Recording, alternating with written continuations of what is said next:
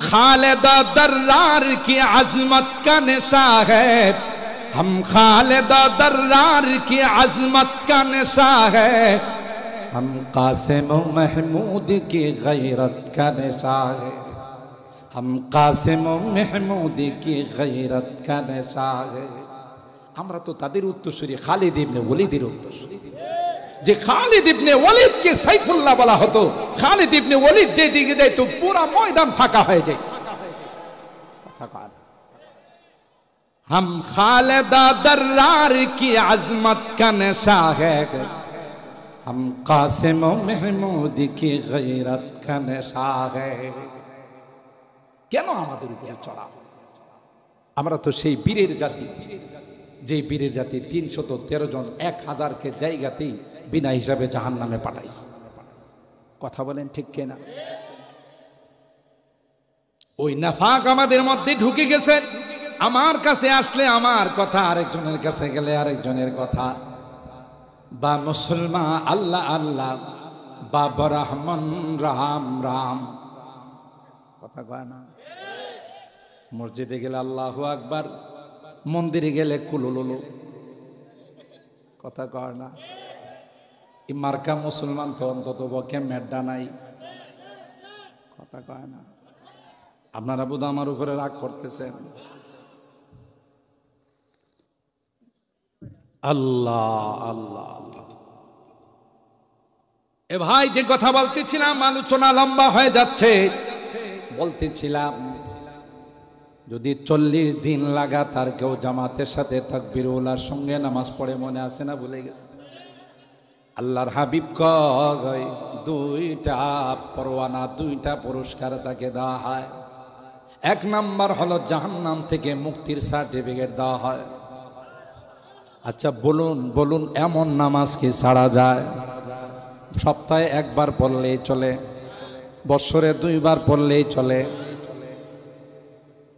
2 number হলো ওয়াবারাআতুম মিনান নিফাক, মুনাফিকের দফতর থেকে তোমার নাম কর্তন হয়ে যাবে। সুবহানাল্লাহ বলেন। হযরত ওমর ইবনুল খাত্তাব রাদিয়াল্লাহু তাআলা খলিফাতুল মুসলিমিন, আমিরুল মুমিনিন হযরত ওমর, আল্লাহর নবী কয় লাউ কানা বাদি নবিয়্যুন লাকানা উমর, আমার পরে যদি নবুয়তের কোনো সিলসিলা জারি থাকতো তাইলে আল্লাহ উমরকে নবী বানাইতেন।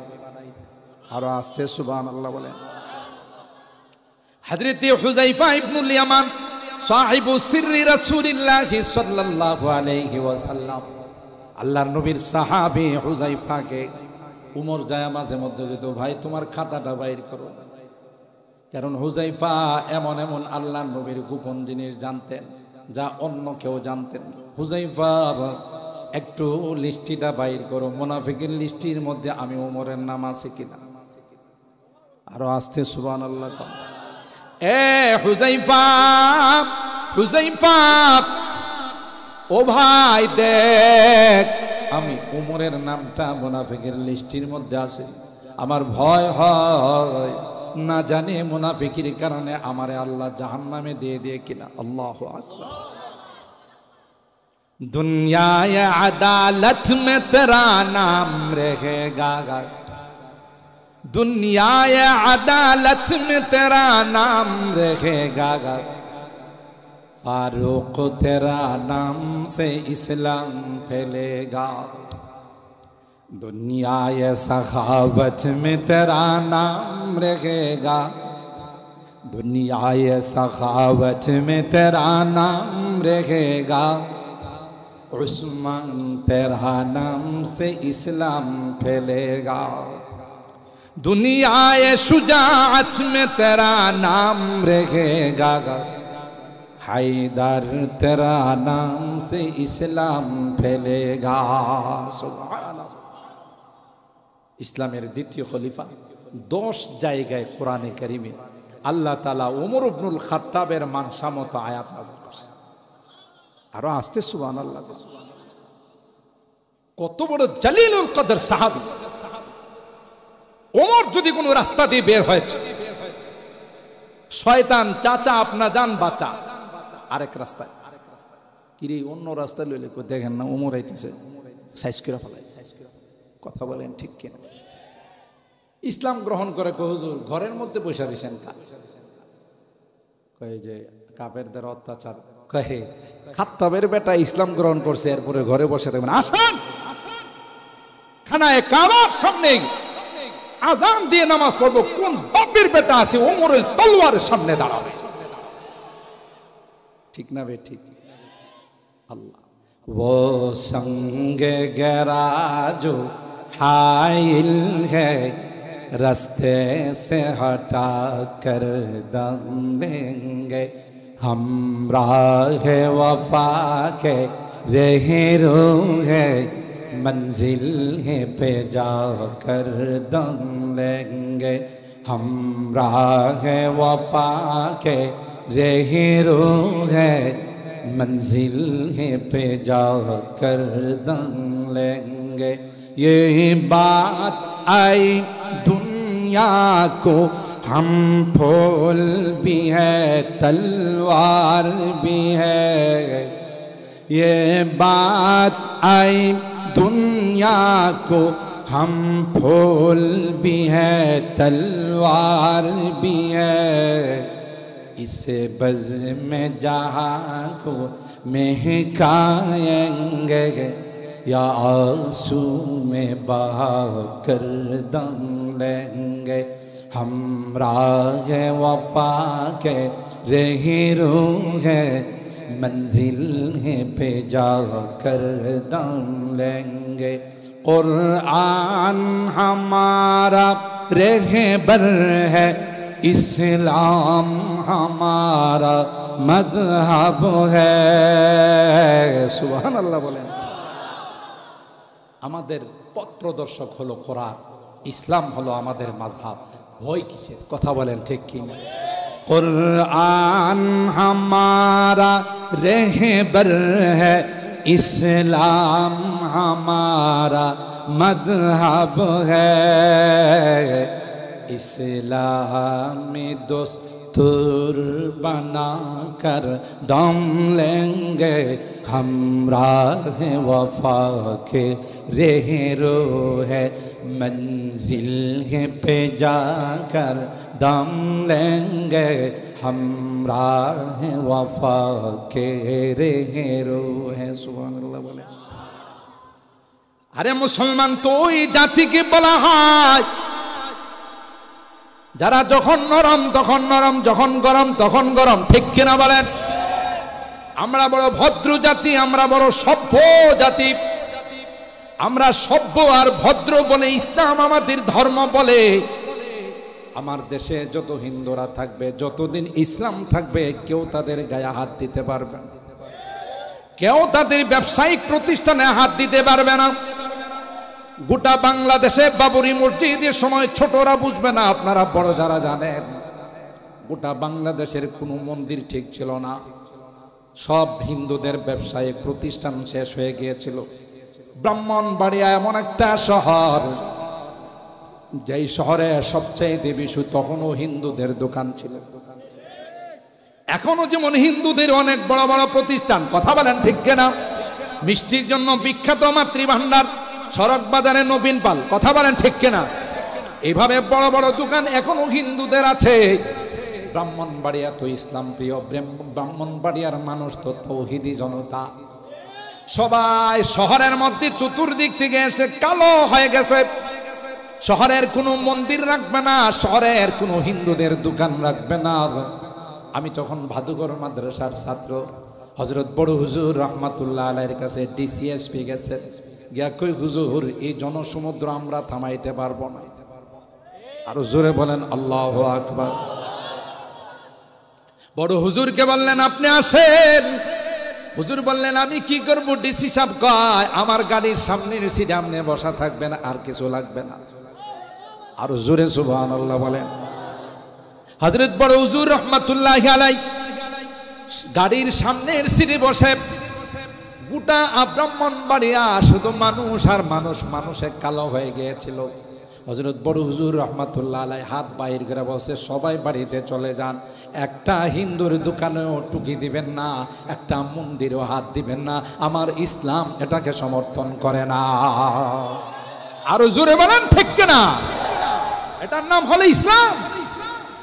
ইসলাম আছে বলেই আমার দেশে সব বিধর্মীরা শান্তিতে আছে, পার্শ্ববর্তী রাষ্ট্রে ইসলাম নাই, এই জন্য আমার মুসলমানরা ওখানে কোরবানি করতে পারে না।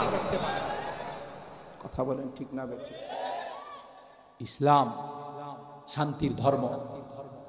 গোটা ব্রাহ্মণবাড়িয়াতে এত বড় আন্দোলন সারা দেশে হলো বাবরি মসজিদ ভাঙ্গার সময়। কোন মন্দির নাই দেশে, কিন্তু ব্রাহ্মণবাড়িয়ার একটা মন্দিরে একটা হিন্দুর দোকানে কেউ হাত দেয় না। কথা বলেন ঠিক কিনা? এটা হলো ব্রাহ্মণবাড়িয়া শহর। মাঝে মধ্যে অনেকে মনে করে ব্রাহ্মণবাড়িয়া অশান্ত, না, ব্রাহ্মণবাড়িয়ার মানুষ সবচাইতে ভদ্র, সবচাইতে শিক্ষিত। কথা বলেন ঠিক কিনা? কিন্তু তুমি আমার নবীরে গালি দিবা, আমার কোরআনকে নিয়ে কথা বলবা, তখন আমরা ভদ্র নই, তখন তোমার কল্যাণ নেওয়ার জন্য রেডি হয়ে যাব। কথা বলেন ঠিক কিনা? তুমি তোমার জায়গা থেকে তোমার ধর্ম পালন করো, তোমাকে সাপোর্ট দেওয়ার দরকার হবে, সহযোগিতার দরকার হলে আমরা দেব। যেমন হাটহাজারী মাদ্রাসার সাথে সবচাইতে বড় মন্দির চট্টগ্রামে, হাটহাজারী মাদ্রাসার ছাত্ররা পূজার সময় মন্দির পাহারাদারি করে। কথা কয় না? তোমরা আমাদেরকে জঙ্গিবাদ বলো, আমাদেরকে সন্ত্রাস বলো, আসলে বুঝো নাই।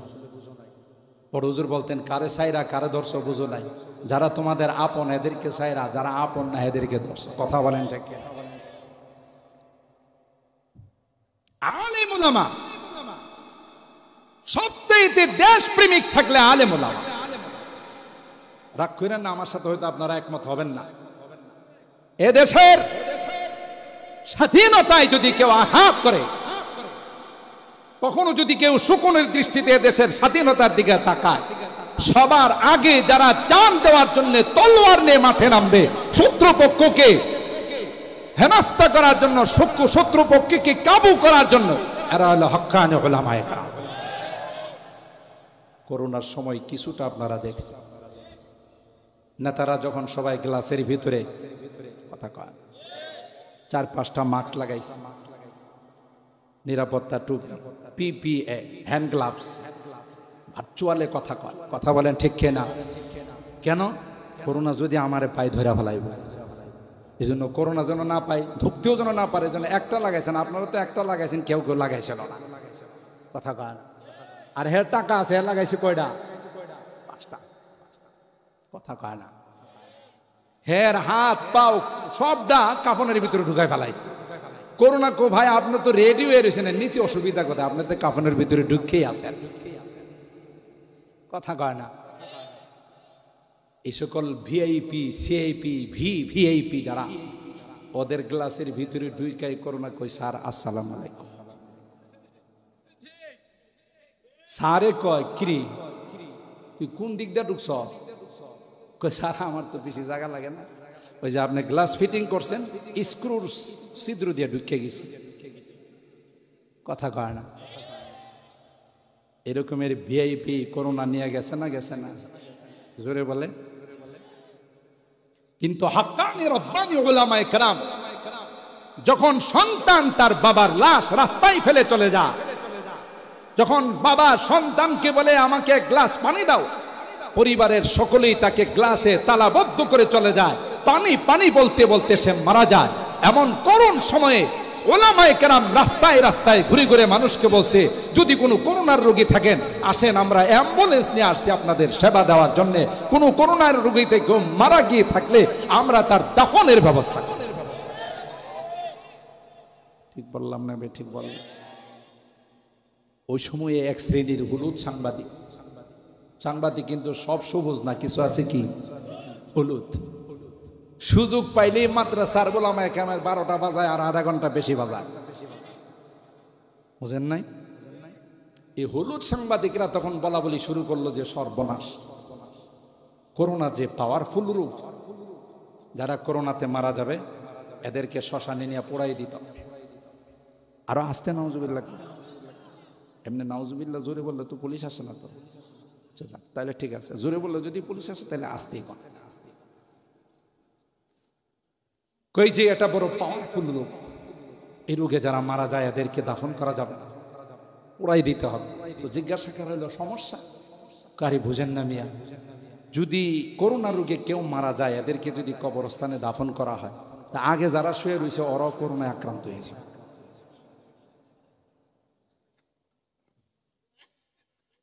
আল্লাহ আস্তাগফিরুল্লাহ। এরা চাইছিল এই সুযোগে দাদাদের প্ল্যান আমাদের মুসলমানদের উপরে বাস্তবায়ন করতে। মুসলমান যখন মারা যায়, মুসলমান জিন্দা থাকতেও সম্মানী, মরলেও সম্মানিত। কথা বলেন ঠিক কিনা? মরলে পরে তাকে সুন্দর করে সবাই মিলে গোসল টুসুল করে পাক পবিত্র করাইয়া আতর গোলাপ দেওয়া সাজায় আমরা তাকে আল্লাহর কাছে দিয়ে আসি। ওরা আগের থেকে পোড়ায় কয় যে এমনি তো পড়বো, তো পোড়াই দিলাম। তাহলে ইমানদার মুসলমান এরা পোড়ানোকে বিশ্বাস করে না। কথা বলেন ঠিক না বেঠিক? তো বলতেছিলাম উলামায়ে কেরাম, নায়েবে রাসূল যারা এরা জাতির শত্রু নয়, দেশের শত্রু নয়। সর্বপ্রথম দেশের জন্য যদি কোনো জান দেওয়ার দরকার হয় তাহলে এরাই দিবে। কথা বলেন ঠিক না বেঠিক? উলামাদের সাথে মহব্বত রাখেন, ভালোবাসেন, লাভ হবে, লস হবে না।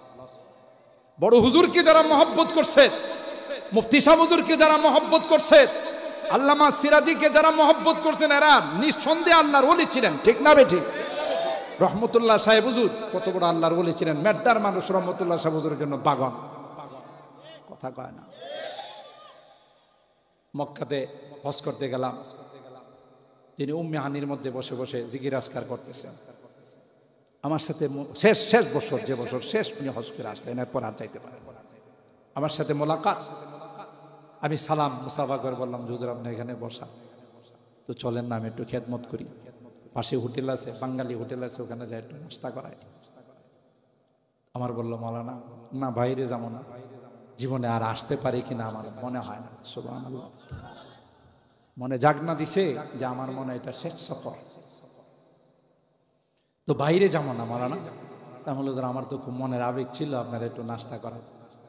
আমি একা না, এই যেখানে মেড্ডার আমার মুহিব্বিন যারা আছে সব আমার আশপাশ, আমি তাতে কি হয়েছে সবাই আমি নাস্তা করাবো ইনশাআল্লাহ। এরপর আমার কি কয়, যদি আপনি নাস্তা করাইতে চান তাহলে এখানে করাইবেন, বাইরে যাবো না। সুবহানাল্লাহ। এখন আমি দাওয়াত দিয়া বিপদে পড়ছি না কোন? কারণ হারাম শরীফের ভিতরে তো নাস্তা নিয়ে ঢুকতে দিবে না। এখন আমি দাওয়াত দেয়া পড়ছি বিপদে। আমি বললাম হুজুর আপনি দোয়া করেন, আমি চেষ্টা করব আপনাদের 10-12 জনের যা নাস্তা আছে আমি হোটেল থেকে পার্সেল নিয়ে আসবো। তো আমি ওখানে হোটেলে বসি যে ভাই আমার এমনভাবে প্যাকেট করে দিবা যেন এই যারা সিকিউরিটি গার্ড আছে গেটে এরা যেন বুঝতে না পারে। বাঙালি হোটেলের মালিক, হে কুমিল্লা বাড়ি, হে আমার খুব মহব্বত করে, একটা পয়সাও আমার কাছে নিছে না। সুবহানাল্লাহ। আমি বলে আরে আমি তো আরেকজনটা হাতিয়ে দিব, কল তো তাতে কি হয়েছে, আমি সব পাবো না। আমি গেট দিয়া দুরূদ শরীফ পড়তে পড়তে আল্লাহর নাম নিয়ে ঢুকে গেছি। সিকিউরিটি গার্ড যে কোন দিকে চাই রয়েছে আল্লাহই জানে। সুবহানাল্লাহ কইবেন না? আমার দিকে তাকাই নাই। আমি কই ওইসে কাম বুজুর্গর দোয়া লাগিয়ে গেছে। আমি ভিতরে নিয়ে সুফরা, যে অন টাইম যে দস্তরখান সুফরা বিছায়া ওই কেমনি নিয়ে আসলাম। হুজুর আপনি দোয়া করছেন না? সিকিউরিটি গার্ড আমার দিকে চাইছে না। সুবহানাল্লাহ। এরপরে সবাই নিয়ে বসছে, আমি বসলাম। এই মেড্ডার মানুষ, হয়তো ওখানে যারা আছেন এখানে কেউ থাকতেও পারে। সাদের শাহ হুজুর দিছে হোটেল থেকে ফোন, আপনি কই, নাস্তার টাইম যাইতেছে? হুজুর তো একটু কথা সুন্দর করে কইতে, ও যারে আল্লাহ খাওয়ায় হারাম শরীফের ভিতরে বসাই খাওয়া। শব্দটা হুবহু এইভাবে বলছে, হুজুর যারে আল্লাহ খাওয়ায় হারাম শরীফের ভিতরে বসায়া খাওয়া। আপনি এটা কোন কি, হারাম শরীফের ভিতরে বসে কি কিছু খাওয়া যায়? কমান আব্দুল বাতেন আমার দাওয়াত দিছিল, আমি কইছি যদি হ্যাঁ খাওয়াইতে পারেন খাওয়ান, নাহলে যান না। তো কেমনে কেমনে যে ভিতরে নিয়ে আসে, এখন দস্তরখানে বসে নাস্তা খাইতেছি। সুবহানাল্লাহ। কথা বলেন ঠিক কিনা? এটা আল্লাহর ওলিদের শহর, ফখরে বাঙ্গাল যে শহরে শুয়ে আছেন আপনারা, এই শহরের মানুষ, আমরা এই শহরের বাসিন্দা। কথা বলেন ঠিক কিনা? আমাদের আর কি লাগে? ফখরে বাঙ্গালের মতো মানুষ গোটা বিশ্ব যাকে চিনে, ছাত্র জীবন থেকেই যিনি আল্লাহর ওলি ছিলেন। সুবহানাল্লাহ। আপনাদের মনে কষ্ট দিয়া বেলাইতেছে, হ্যাঁ রাগ করতেছেন না তো? আবার আমি কিন্তু ব্রাহ্মণবাড়িয়ার সন্তান, যদিও ঢাকাতে থাকি। ব্রাহ্মণবাড়িয়া আমার জন্ম, সদরই আমার বাড়ি। এই জন্য ব্রাহ্মণবাড়িয়া সম্পর্কে আমি যা জানব অন্যরা জানবেন। আবার যে বুজুর্গের কাছে দীর্ঘদিন ছিলাম, উনি বকরে বাঙ্গালের ঘটনা আরো ব্রাহ্মণবাড়িয়ার যত ঘটনা সব সরাসরি বলছেন, এগুলো মেমোরিতে রাখছে। হযরত বড় হুজুর রহমতুল্লাহের খেদমতে দীর্ঘ 8 বছর ছিলাম, এই জন্য এই বিষয়গুলো আমার সব জানা। হযরত ফখরে বাঙ্গাল রহমতুল্লাহ আলাইহি যখন দেওবন্দে পড়ে, এক শয়তান ফতোয়ার জন্য গেছে দেওবন্দের ফতোয়া বিভাগে। উদ্দেশ্য হলো হের সৎ মেয়েরে বিয়া করব। নাউজুবিল্লাহ, আগামীকাল কয়া এরকমের শয়তান তো বাংলাদেশে লাইট মারলে এখন পাওয়া যাবে না। হ্যাঁ, হায় হায়, যা গুনাহ যা কাম কুকাম হয়, এই সকল হিফসখানাগুলো যদি না থাকতো, কোরআনের পাখিরা যদি ভোর রাত্রি উঠে আমাদের জন্য দোয়া না করতো, বহু আগে আল্লাহ আমাদেরকে ধ্বংস করে দিতেন। দেখেন না, ভূমিকম্প আয়সা দেখা দিয়া চলে যায়। ঝাঁকুনো দিয়া কয়, ভূমিকম্পরে জিজ্ঞাসা করা হয়েছিল তুই চলে গেলি কেন? কই যে পোলা ভাই যে পড়তেছে এই জন্য আর সাহস হলো না, গেলাম। সুবহানাল্লাহ কবেন। পারা জিসকি लहन से तूरे खुदा होने को है, पारा जिसकी लहन से तूरे खुदा होने को है, कोहे जिससे खाशिअन मुतसद्दिअन होने को है।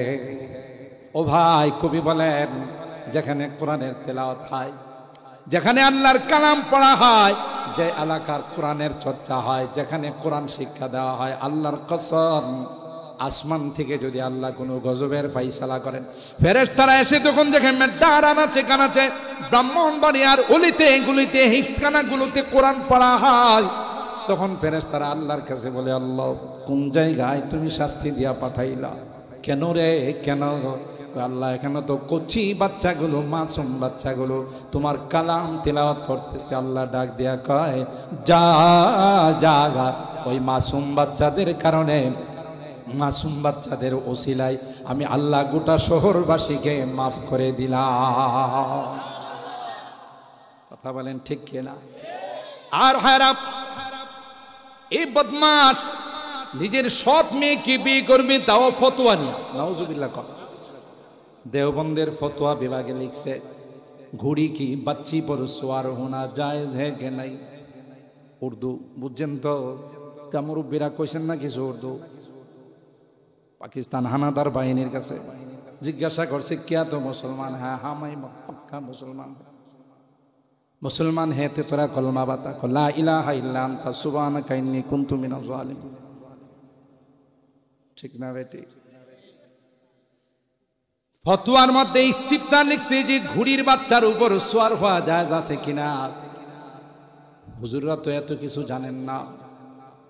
একটা ঘুড়ির বাচ্চা, তার উপরে সোয়ার হবে। আল্লাহ তো ঘোড়াকে বানাইছি ভ্রমণ করার জন্য। ওয়াল খাইলা ওয়াল বিগালা ওয়াল হামিরা লিতারকাবুহা ওয়া জিনা। আল্লাহ বলেন এগুলো তো সোয়ার হওয়ার জন্য বানাইছি। তো উস্তাদে ফতোয়া বিভাগের জিম্মাদার তিনি লিখা দিয়েছেন যে হ্যাঁ বিলকুল জায়েজ है। সদর গেটের মধ্যে ওই তাজুল ইসলাম দাঁড়িয়ে আছেন। আল্লাহু আকবার বলেন, আল্লাহু আকবার। ব্রাহ্মণবাড়িয়ার কৃতি সন্তান আল্লামা ফখরে বাঙ্গাল তিনি সদর গেটে দাঁড়িয়ে আছেন। ওই বদমাস যখন ফতোয়া নিয়ে হাসতে হাসতে চলে যাচ্ছে যে আবার জায়েজ করে মেয়েরে বিয়ে করুন, তিনি বলেন ভাই आपके हाथ में क्या है। ওই বেড়ারে জিজ্ঞাসা করতেছে আপনার হাতে কি এক ফতোয়া है, जरा मुझे दिखलाइए। ফতোয়াটা আমার একটু দেখাইবেন। तुम क्या करोगे? नहीं भाई देखने के लिए जरा इजाजत दीजिए। ফতোয়াটা যখন হাতে দিছে তিনি কলমটা টান দিয়া বাইর করে নিচে লেখছে, বছর থেকে দুম হোক, হাত ঘুড়ির বাচ্চার উপরে সোয়ার হওয়া যাবে, শর্ত হলো পিছনে লেজ থাকতে হবে। আল্লাহু আকবার কইবেন না? এবার তো তার স্বপ্ন, তার পরিকল্পনা সব এলোমেলো হয়ে গেছে। হায় হায়, এই করলোটা কি? क्या तुम यहाँ का तलबा हो? तुम কি এখানকার ছাত্র? জি। तुमको कितनी जुरात है उस्ताद की कलम पर तुम कलम चलाते हो? उस्तादी कलमेर ऊपर तुई कलम धरछस, बेअदब। आओ तुमको ले जाओ। হাতে ধইরা নিয়ে গেছে আসামি ফতোয়া বিভাগে। दिया कहे हजरत ये मदरसा का दारुल उलूम का तलबा है? बोले हाँ। क्या हुआ? को देखो आपकी फतवा पर इसने कलम लगाया, आपने फतवा दिए एखाने की जन की जन लेखছে। তখন উস্তাদে ফতোয়া হাতে নিয়ে দেখে যে বছর থেকে দুম হো শর্ত হলো পিছনে লেজ থাকতে হইব। তখন উস্তাদ অবাকের দৃষ্টিতে অবাক দৃষ্টিতে তাকায় বলতেছে ভাই क्या है? हजरत इनकी नियत खराब है। अल्लाहु अकबर बोलें। हजरत इनकी नीयत खराब है। क्या नीयत है? हजरत इनकी नीयत है कि अपनी बच्ची को निकाह करना चाहते हैं, शादी करना चाहते हैं, निजर सद में कैसे जना करते चाहे। नाउजुबिल्लाह बोले। उस्ताद तो माথায় हाथ दिया हाय हाय भाई तुमको कहां से मालूम? को मुझे अल्लाह ने कहा क्या कश्फ से मालूम हुआ। जे पाखी उड़ाल दे बासार থেকে চেনা যায়, কথা কয় না। उस्ताद बोलें भाई अगर तुम ना होते तो मैं हलाक हो जाता। তুমি যদি না থাকতা তাইলে তো আমার ফতোয়া নিয়ে সে জানা করত। কথা কয় না। তোমার কারণে আল্লাহ আমাকে বাঁচাইছেন, তিনি হলেন ফখরে বাঙ্গা। উলাইকা আবাই ফাজিনি বিমিসলিহিম কদ জামাআতনা ইয়া জারীরাল মাজামি। এরা হলো আমাদের পূর্বপুরুষ। সুতরাং ব্রাহ্মণবাড়িয়ার মানুষ নিজের অতীত ইতিহাস ভুলে গেলে চলবে না। কথা বলেন ঠিক কিনা? আপনি রাজনীতি যাই করেন, আওয়ামী লীগ করেন, বিএনপি করেন, যাই করেন, কিন্তু আপনাকে মনে রাখতে হবে আমি ব্রাহ্মণবাড়িয়ার কৃতি সন্তান। কথা বলেন ঠিক কিনা? আমার আপনার ঐতিহ্য যেন কেউ বিলিয়ে দিতে না পারে। এই ব্রাহ্মণবাড়িয়ার ঐতিহ্য হলো এরা ইসলামের সৈনিক। কথা বলেন ঠিক কিনা? এরা ইসলামের দুর্গ। আমি বাংলাদেশের টেকনাফ থেকে তেতুলিয়া যেখানে যাই, জিজ্ঞাসা যখন করে আপনার হোম ডিস্ট্রিক্ট কোথায়, যখন বলে আমার হোম ডিস্ট্রিক্ট ব্রাহ্মণবাড়িয়া, চমকায় উঠে আর কয় আমাদের তো ধারণা যেদিন বাংলাদেশে ইসলামের পতাকা উত্তোলিত হবে সেদিন ব্রাহ্মণবাড়িয়া থেকে উঠবে। কথা বলেন ঠিক না বেঠিক? এ মুসলমান, যেই বিষয়টা আপনাদের খিদমতে আরজ করতেছিলাম, আল জাযাউল ইহসানে ইল্লাল ইহসান, এহসান প্রতিদানের বদলা প্রতিদান। আল্লাহ কয় তোমাদেরকে এত সুন্দর করে বানাইলাম, ধীরে ধীরে তোমাদের এই বডিটা সুন্দর করে বানাইলাম, 40 দিন পর পর তার মধ্যে পরিবর্তন ঘটাইলাম। জোরে বলুন ঠিক না বেঠিক? তাই বান্দা শুধু বানাইয়া তোকে ছেড়ে দেয় না, গাই তুমি দুনিয়াতে আসবে, তোমার খাবার খাই দিবে। এই জন্য আমি আল্লাহ তোমার মার বুকে তোমার খাবার রেডি করে রাখলাম। সুবহানাল্লাহ বলেন। এ ভাই, যে মার সন্তান হয় না ওই মার বুকে কোনোদিন দুধ আসে না। ঘুমাই গেছেন? 12টার ভিতরে মোনাজাত হবে ইনশাআল্লাহ। এ মুসলমান, তাইলে আল্লাহ বলেন গোলাম তুমি দুনিয়াতে যাবে, তোমার খাবারের ব্যবস্থা কে করছে? আর একটু জোরে বলেন কে করছেন? সুতরাং যে আল্লাহ তোমার মার বুকে তোমার দুধের ব্যবস্থা করছেন, আবার দুধরা কত পুষ্টিকর, কত রোগ প্রতিরোধ ক্ষমতা সম্পন্ন। সুবহানাল্লাহ। দুনিয়ার সমস্ত শিশু ডাক্তাররা বলে যতই শিশু খাদ্য পৃথিবীর মধ্যে আবিষ্কার করে থাকুক না কেন, এত গুণগত মান, এত সুন্দর পুষ্টিগত খানা, এত রোগ প্রতিরোধ ক্ষমতা সম্পন্ন কোনো খাবার গোটা বিশ্বের কেউ বানাইতে পারে না, যে খাবার আল্লাহ আমার বুকের দুধের মধ্যে রেখে দিয়েছে। কে রাখছেন? এ মুসলমান, আল্লাহ বলেন ধীরে ধীরে তোমাকে আমি লালন পালন করলাম। তুমি মোটা চাউল খাইতে পারবে না, জমিনের মধ্যে আমি চিকন চাউল তোমার জন্য বানাইলাম। তোমার মা, তোমার বাবা আস্তে আস্তে দুধের পরে তোমাকে খিচুড়ি পাকায়া খাওয়ায়। কথা কয় না? এই জন্যই তো কোরআনে আল্লাহ বলেন আলহামদুলিল্লাহি রাব্বিল আলামিন, সমস্ত প্রশংসা ওই আল্লাহর জন্য যিনি কুল কানাতের পালন কর্তা। কথা বলেন ঠিক কিনা?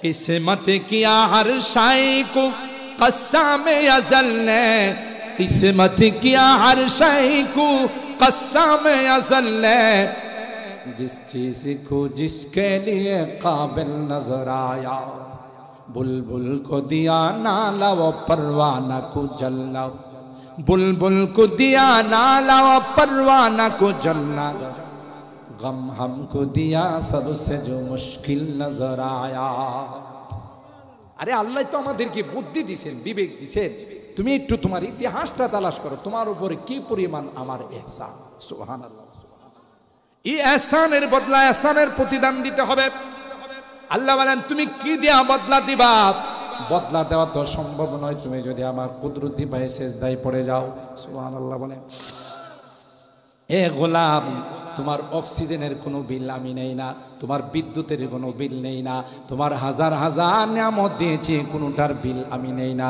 আ গোলাম তুমি যদি সিজদায় পড়ে আমাকে বলো সুবহানা রাব্বিয়াল আ'লা সিজদায় সুবহানা রাব্বিয়াল আ'লা বলতে দেরি হয় আমার ওই কুদরতি ইহসানের শুকরিয়া আদায় হতে দেরি হয় না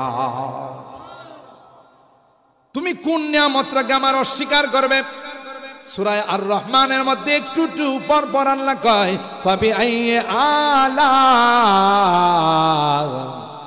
রাব্বিকুমা তুকাযযিবা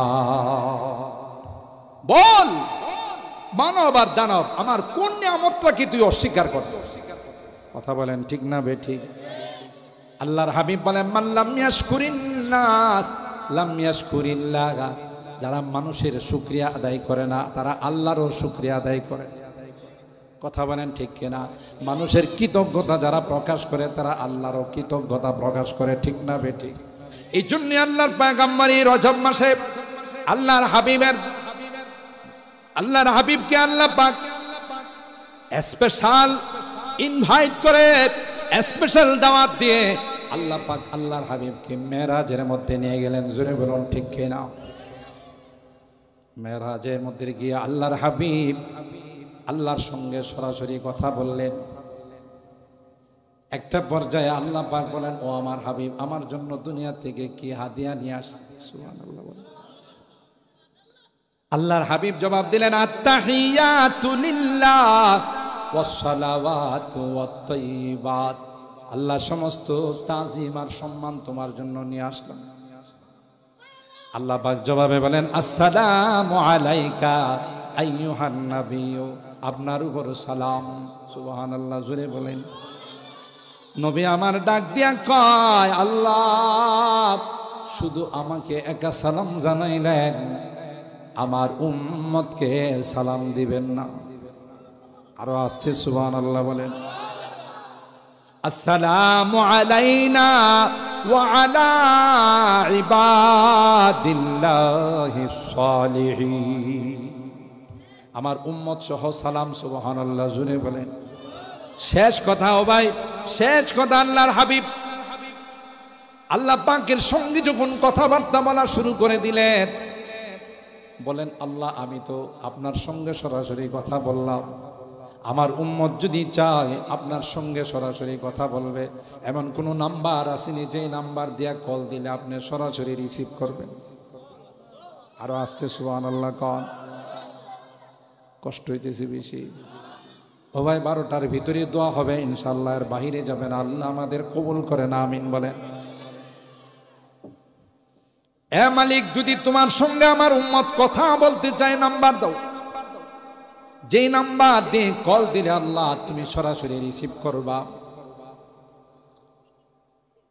আল্লাহ বলেন 50 নাম্বার দিলাম কত নাম্বার 50 নাম্বার দিয়ে যদি আপনার উম্মত আমাকে নক করে তাইলে আমি অপর প্রান্তে থেকে জবাব দেব নবী তো খুশি মুসা নবীর সঙ্গে দেখা আল্লাহ আপনার উম্মতকে কি হাদিয়া দিয়েছেন তখন মুসা আলাইহিস সালামকে আল্লাহ নবী বললেন 50 ওয়াক্ত নামাজ খুব পারবে না 50 ওয়াক্ত নামাজ আদায় করতে পারবে না সুতরাং নাম্বারটা কমায় নিয়ে আসেন সুবহানাল্লাহ এইভাবে 5 কমায় নবী যায় 5 করে কমায় আবার যায় আবার 5 করে কমায় হতে হতে আল্লাহ 45 মাইনাস করলেন আর 5 রাখলেন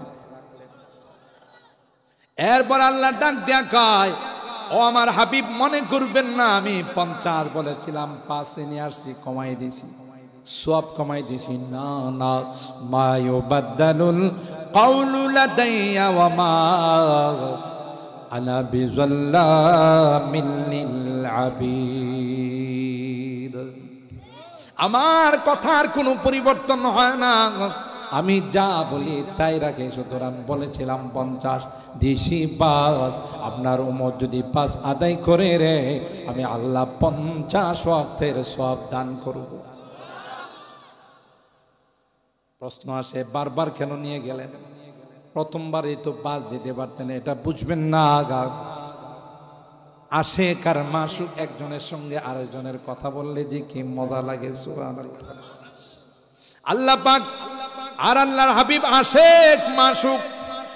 হযরত মুসা নবীকে আল্লাহ জিজ্ঞাসা করেছিলেন, ওমা তিলকা বিয়ামিনিকা ইয়া মুসা, আপনার হাতে কি? মুসা নবী জবাব দিলেই হতো, ক্বালা হিয়া আসায়া, আল্লাহ আমার হাতে একটা লাঠি। কিন্তু মুসা নবী হিস্টোরি বলা শুরু করলেন, ক্বালা হিয়া আসায়া আতাওয়াক্কাউ আলাইহা ওয়া আহুশু বিহা আলা গনামি ওয়া লিয়া ফিহা মাআরিবু উখরা। মুসা নবীরে জিজ্ঞাসা করা হলো, আল্লাহ জিজ্ঞাসা হাতে কি? আপনি হিস্টোরি কোয়া শুরু করছেন কি লাগি? মুসা নবী ডাক দেয়া কই, তোরা বুঝবি না, আল্লাহর সঙ্গে কথা বললে যে কি মজা, এটা তোদের বুঝে আসবে না, তাই কথাটা লম্বা করলাম। সুবহানাল্লাহ। তোমার সৃষ্টি যদি হয় এত সুন্দর, তোমার সৃষ্টি যদি হয় এত সুন্দর, না জানি তুমি কত সুন্দর, না জানি তুমি কত সুন্দর। ঠিক কিনা বলেন? আপনি ফুলের বাগানে যাবেন, এক একটা ফুলের কালার এক এক রকম। কোন ফুল দেখবেন সূর্যমুখী হয়ে দাঁড়ায় রয়েছে, মনে হয় ফুলের বাগানের মালিক এই ফুলটারে কইছে, তুই কিন্তু সকাল থেকে পূর্ব দিকে রুখ করে দাঁড়াইবি। কথা পায় না। গোলাপ ফুল কোনটা সাদা, কোনটা গোলাপি কালার, আবার কোন কোন ফুল আছে দিনের বেলায় কোনো গ্রাম দেয় না, রাত্রে দেয়। কথা বলেন ঠিক কিনা? এক একটা আর গ্রাম এক এক রকম। কে দিয়েছেন? বেশ কমটা কে করেছেন? गुलिस्तान में जाकर हर एक गुल को देखा, गुलिस्तान में जाकर हर एक गुल को देखा, तेरा ही से रंगत तेरा ही से बू है, तेरा ही से रंगत तेरा ही से बू है। सुभान अल्लाह। कोई এগুলোতে যায় দেখি আল্লাহ সব তোমার কুদরতিকারী। আল্লাহ বলেন, গোলাম তোর সৃষ্টির শুরু থেকে নিয়ে মৃত্যু পর্যন্ত আমার অবদানে, আমার ইহসানে তোর গোটা বডি ঢেকে আছে রে গোলাম। তুই টাকা দিয়ে, পয়সা দিয়ে, জমি জমা দিয়ে, অর্থ পুড়িয়ে দিয়ে আদায় করতে পারবে না গোলাম। 24 ঘন্টা আমার নিয়ামতে তুমি ডুবন্ত আছো। তুমি যদি আমার কুদরতি পায়ে সিজদা দাও, সিজদা দিতে দেরি হয়, ওই নিয়ামতের শুকরিয়া আদায় করতে দেরি হয় না। ফাবিআইয়ি আলা'i রাব্বিকুমা তুকাযযিবান, বল আমার কোন নিয়ামত কি তুই অস্বীকার করবি? আল জাযাউল ইহসান ইল্লাল ইহসান। আল্লাহ কই বেশি কিছু চায় না তোমাদের কাছে, আমার 5 ওয়াক্ত আইসা আমার নামাজটা আদায় করে যায়, হালাল হারাম মাইনা চইলো, শরীয়তের বিধানের উপরে চলো, কিছুদিন কষ্ট করবা, এরপরে আবাদুল আবা, শুধু সুখ আর সুখ, শান্তি আর শান্তি। সুবহানাল্লাহ। জোরে ইনশাআল্লাহ নামাজ পড়ব তো। হাত তুলে হাত তুলে হাত তুলি, লিল্লাহে তাকবীর, লিল্লাহে তাকবীর। কোরআন সুন্নাহর আলো, কোরআন সুন্নাহর আলো, লিল্লাহে তাকবীর। হাত নামান, মুবারকবাদ জানাই, ধন্যবাদ জানাই আমার এই যুবকদের যারা আজকের এই সুন্দর আয়োজন করেছে। উলামায়ে কেরামদের সাথে পরামর্শ করে আজকের এই রজবের পবিত্র জুমার রাত্রিতে এই সুন্দর আয়োজন করেছেন। যে আয়োজনে এসে আমরা দিনের কিছু কথাবার্তা শোনার সুযোগ হয়েছে, আমি তাদেরকে মোবারকবাদ জানাই। আমি আপনাদেরকে বিনয়ের সাথে বলে যাব, উলামায়ে কেরামদের সাথে মহব্বত রাখবেন, সম্পর্ক রাখবেন, লস হবে না, লাভই হবে, দুনিয়াতেও লাভবান হবে, পরকালেও লাভবান হবে ইনশাআল্লাহ। আজ যে যুবকরা এই সকল সুন্দর আয়োজন করেন তাদেরকে উৎসাহিত করব। আমি যুবকদেরকে বিশেষভাবে বলে যাব, শুধু মাহফিলের আয়োজন করে ক্ষান্ত হলেই চলবে না, 5 ওয়াক্ত নামাজ জামাতের সাথে পড়তে হবে, আর মানুষকে দিনের পথে আহ্বান করতে হবে। কোনো রকমের কোনো অশ্লীলতার বেহায়াপনা, কোনো গুনার কাজ যেন অন্তত পক্ষে মেড্ডার জমিনে হতে না পারে। কথা বলেন ঠিক কিনা? তাইলে এই মাহফিল সার্থকতা হবে। যদি কখনো কোরআনের বিরুদ্ধে কিছু হয়, গানের আসর হয়, কোন রকমের নাফরমানি হয়, তখন আসহাবে কাহাফের যুবকদের মতো সিনা সামনে দিয়ে বলতে হবে, আল্লাহর জমিনে, আল্লাহর আসমানের নিচে কোনো গুনার কাজ করতে আমরা দেব না। কথা বলেন ঠিক কিনা? যুবকরা যেখানে রুখে দাঁড়াবে, কাহারও সাহস হবে না। কথা বলেন ঠিক না বেঠিক? আল্লাহ পাক রব্বুল আলামিন আমাদের এই মাজমাকে কবুল করেন, আমাদের এই মাহফিলকে নাজাতের ওসিলা বানায় দিন। আল্লাহ তাআলা আমাদের এই যুবকদেরকে জান্নাতি যুবক হিসাবে কবুল করেন। বিশেষ করে যারা প্রবাস থেকে যারা এই মাহফিলের জন্য সহযোগিতা করছেন, আর শুধু এখানেই নাই, প্রবাস থেকে যেখানেই বড় বড় সম্মেলন হয় প্রবাসীদের বড় অংশগ্রহণ থাকে। কথা বলেন ঠিক কিনা? আমি তো বলি শুধু মাহফিলে নয়, গোটা বাংলাদেশে তাদের যে অবদান কেউ অস্বীকার করতে পারবে না। প্রবাসীরা যদি হাড় ভাঙ্গা পরিশ্রম করে আমাদের জন্য বিদেশি কারেন্সিগুলো না পাঠাইতেন, মুদ্রা না পাঠাইতেন, বাংলাদেশের চাকা অনেক আগে অচল হয়ে যেত। নৈতিকতা থেকে, দায়িত্ববোধ থেকে তাদের জন্য খুব বেশি বেশি দোয়া করা দরকার। আমার প্রত্যেকটা মোনাজাতে আপনারা দেখবেন, কেউ আমাকে বলুক আর নাই বলুক, বাংলাদেশের যেখানে আমি মাহফিল করি, আমি প্রবাসীদের জন্য দোয়া করি। কথা বলেন ঠিক কিনা?